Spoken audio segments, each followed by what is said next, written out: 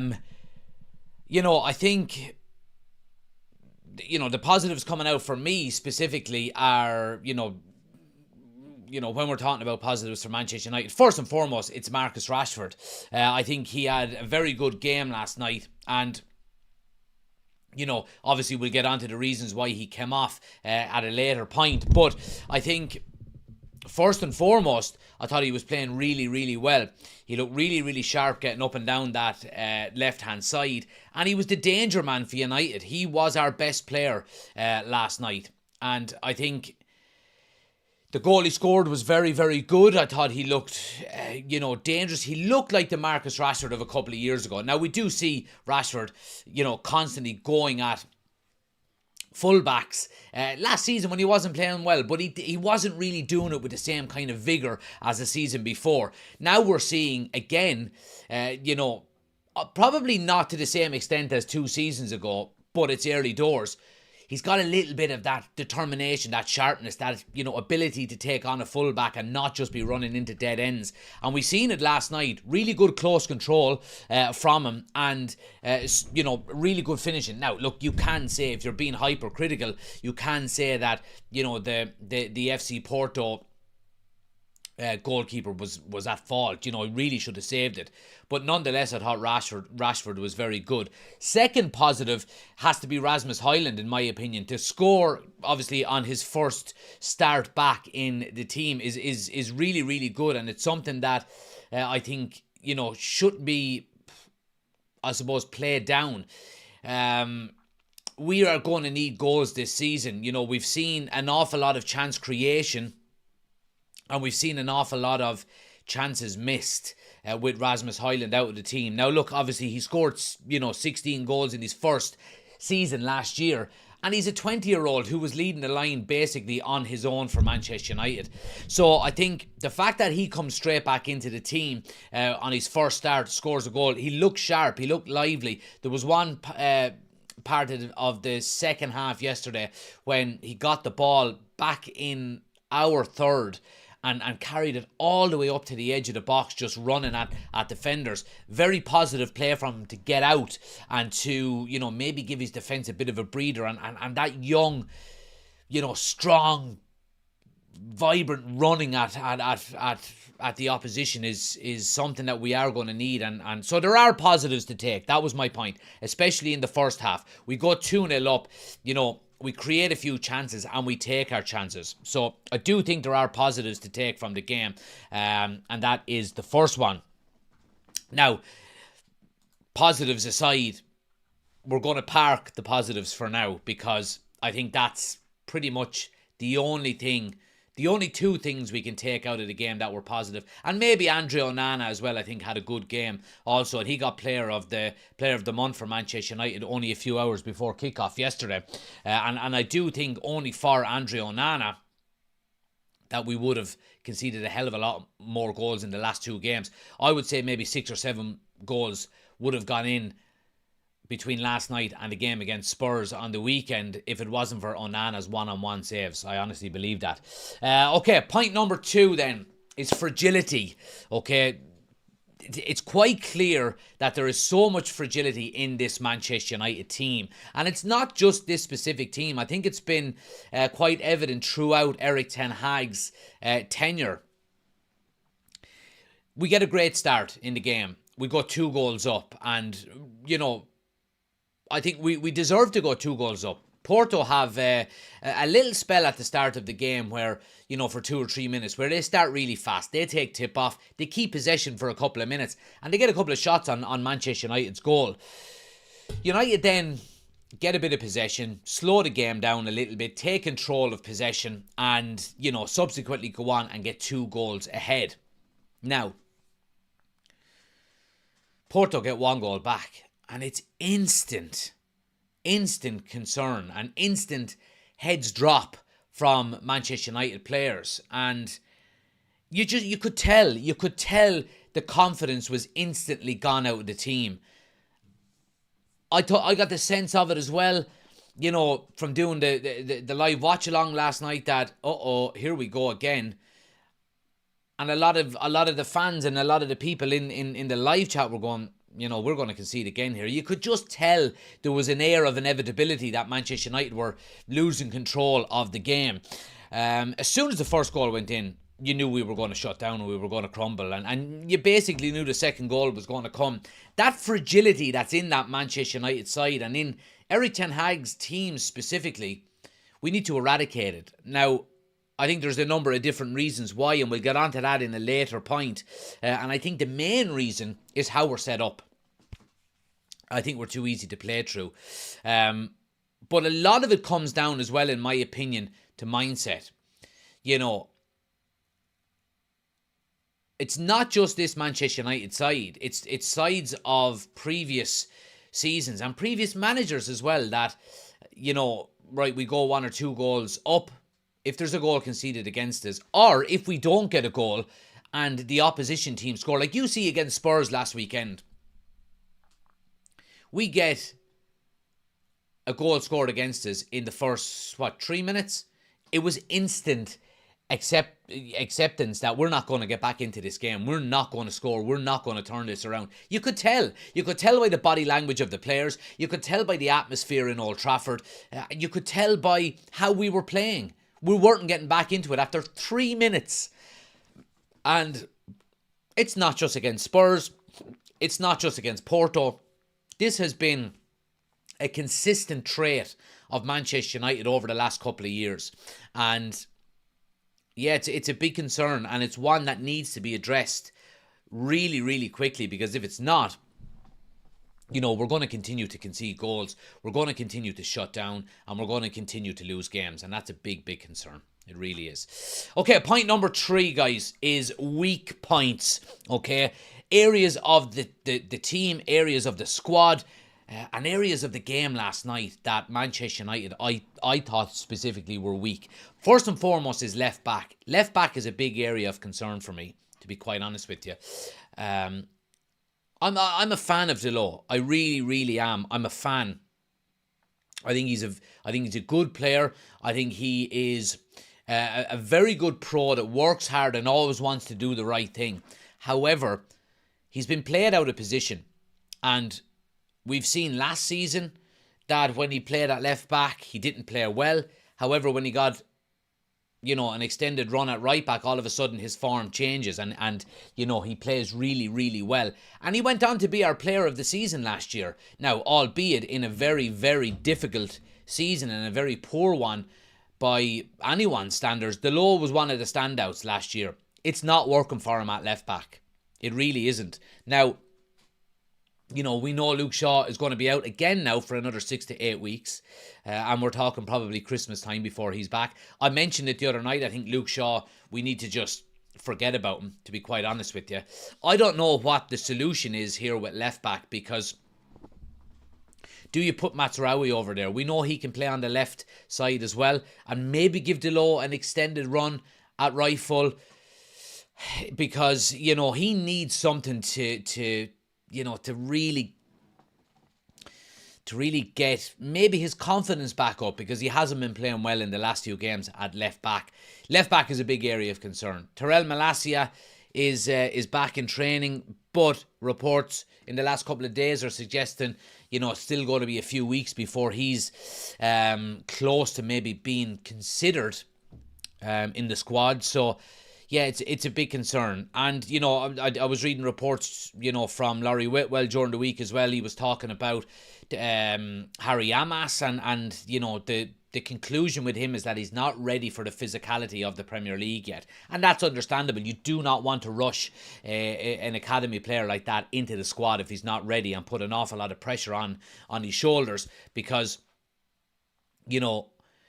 I would love for Harry Amas to be coming in and getting some game time if we had 2 established left fulls there already that were playing well. But we don't. So you don't want Harry Amas to come in and maybe get a really good performance under his belt, and then everyone is clamouring for him to start all of the time. It's not the kind of pressure you want for a young player coming through. He needs to be given time, to come in under the radar, play a few games, and maybe play a few games well, and then a few games poorly and gain that experience without the pressure of being the number one left back. I do think that will come in time for him. So left back is a big concern. The other area, guys, and this is the most standout in my opinion, is central midfield. It really, really is. You know, it's too easy to play through our midfield, and it has been for a hell of a long time. And this comes down to what we spoke about last night, is about Ten Hag's decision making. Ten Hag's decision making is just baffling. It really, really is, as you can see by the title of the video. This side, this Manchester United team, and not just specifically last night, but I think in general, I think it's crying out for the likes of Ugarte and Casemiro to play together, because there's too many gaps. There's too many gaps. And on the transition, we know Bruno likes to, bomb on forward. And when you're talking about Christian Eriksen last night, playing alongside Casemiro, that's two players whose legs, Eriksen specifically, doesn't have the pace to get up and down the pitch. And if we're talking about Casemiro, then, I don't think he's got the agility and, the legs to do that. I think we need to have someone like Manuel Ugarte play alongside Casemiro. I honestly do, to shore up them holes in midfield. And I think that has to be down to Ten Hag. It has to be down to Ten Hag. It really, really does. The other area of concern in midfield is Bruno Fernandes. Sent off again last night, 2 games in a row, and he has... This is the worst we have ever seen of Bruno Fernandes in a Manchester United shirt. I am a big fan of Bruno Fernandes, but he is not at the races this season at all. I won't go as far as saying that, you need to strip him of the captaincy and so on and so forth. I honestly don't believe that, because I think that would do more damage than it would good, in my opinion. So Bruno needs to get his act together. He's going to find himself out of the team now, especially in the Europa League games. And, does that justify him maybe sitting out, a couple of Premier League games and maybe bringing in Mason Mount? I don't know. That's a decision for Ten Hag. But whatever the case may be, our midfield is lost at sea at the moment. It really, really is. And it's something that needs to be...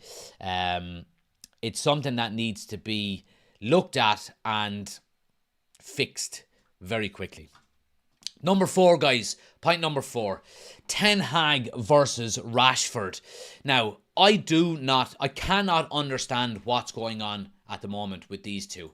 Obviously, we've had Marcus Rashford, and big calls in the past over the last 12 months or so for Marcus Rashford to be dropped.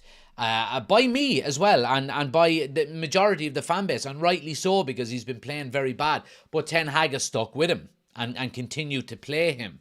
Now, this season, we're seeing Marcus Rashford play relatively well. Now, he's not back to the levels that we've seen 2 seasons ago.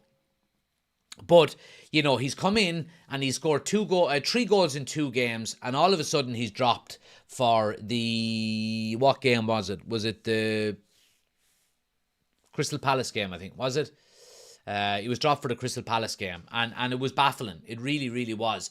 You're looking at a player who struggled to find some consistent form over the last 12 to maybe 15 months. And just as he starts to score a few goals consistently, Ten Hag takes him out of the team. And it's really, really strange. Now, last night just took the biscuit, in my opinion.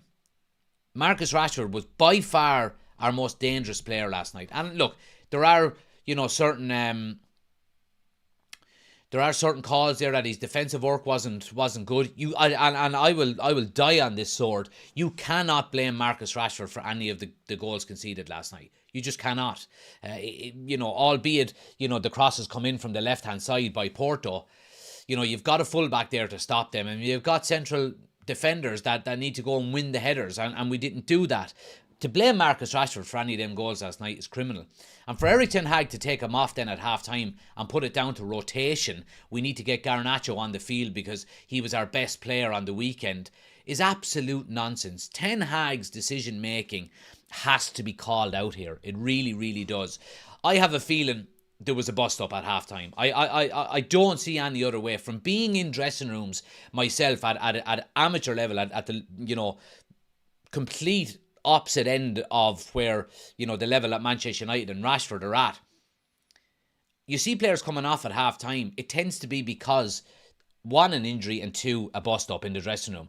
I think Ten Hag has had a go at Rashford for not maybe tracking back or, defensively. And I think Rashford has had another go back at him saying, up yours. I'm after getting a goal and an assist. My job is to score goals and, to assist goals. And, I'm an attacker first and a defender second. And I think that's why he's been whipped at halftime. I honestly do. I think it's a baffling decision by Ten Hag. And yeah, I mean, look, like I said before, I've called for Rashford to be dropped when he hasn't played well, and now I'm calling for him to be played because he is playing well, and rightly so. I just can't understand why we're getting such a contrast of decisions by Erik Ten Hag. Rashford's playing well, he drops him or takes him off. Rashford is playing well, playing poor, he continues to play him. I think Rashford has only finished 90 minutes twice this season. So Erik Ten Hag obviously has some issue with him, but in my opinion, Ten Hag is completely in the wrong here. He's completely in the wrong. Whatever about, if you were taking a lad off at half time, if we were 2-0 up and you were talking about rotation, but it was 2-2 at half time, and the guy who's got you a goal and set up another one is probably the guy that's most likely going to go out and get you another goal in the second half. And to take him off at halftime is just absolute. And look, it's not the first decision that Erik Ten Hag has made that has completely baffled us. It really isn't. And I think, I think it's a big concern. I honestly do think it's a big concern. Okay, final point, guys. Number 5. What's next? And this is, what's next for a number of different things. First and foremost, what's next for Manchester United? And that's Aston Villa away on Sunday. And that's a big concern because Villa are flying it at the moment off the back of a really positive win against Bayern Munich in the Champions League on the weekend. I think we're going to get an absolute hammering. I honestly do. I honestly do think that. I don't want us to. I've seen a lot of nonsense online from Manchester United fans today that, I hope we get beat on the weekend so Erik Ten Hag gets the sack. And that's absolute bullshit, if you ask me. Any supposed Manchester United fan that wants their club to lose or wants their team to lose is not a proper fan, in my opinion. I want us to go out and I want us to win. And we need to win. Look where we're sitting in the table. We're currently sitting, I think it's 13th, is it? In the table. Let me just double check it here. I'm pretty sure it's 13th. Yeah, it's 13th. It's really, really worrying. And we could potentially be as low, now a lot would have to go against us, but we could potentially be as low as 16th if we lose and a few teams below us win and win convincingly. There are a lot of goal difference, but it's a big concern. Now, what next also is in relation to Erik Ten Hag. What next for him?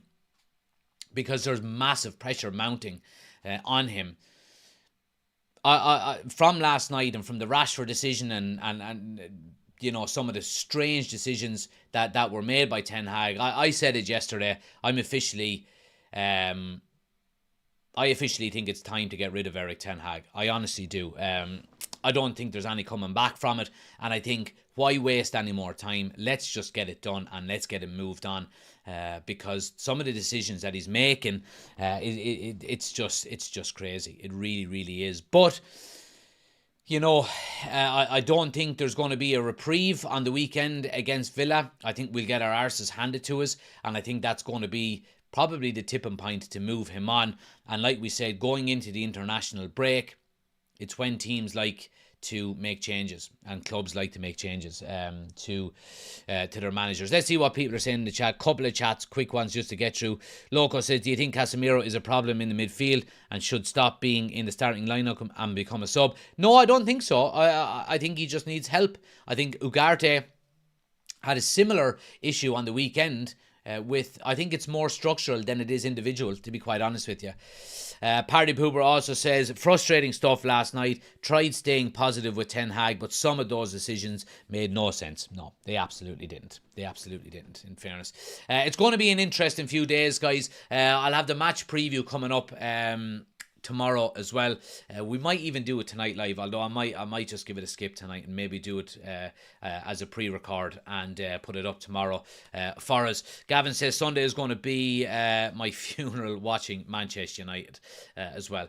But guys, keep an eye out for the match preview coming up for Villa as well. I'll have that out. We'll either do it tonight live, or if not, I'll do it as a pre-record for tomorrow, so keep an eye out for it as well. Smash a like in the video, hit subscribe. Disappointing all round. There are 5 talking points. Anyone watching back to it, let me know your opinions as well in the comment section below. And I'll see you on the next one. Take it easy.